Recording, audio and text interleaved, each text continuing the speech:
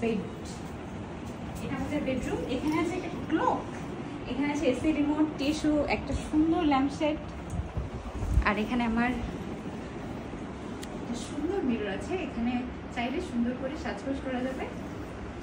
এখানে কাভার্ড আছে, এখানে আছে রো, আরো প্রয়োজনীয় অ্যাক্সেসরিজ আছে আপনাদের যা প্রয়োজন থাকতে পারে, স্লিপার দেওয়া আছে।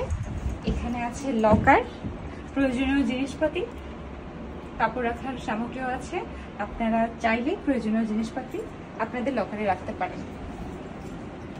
এটা আমাদের বেড, এখানে আছে একটা টিভি, এখানে আছে এসি, এপাশেও একটা ল্যাম্পশেড আছে।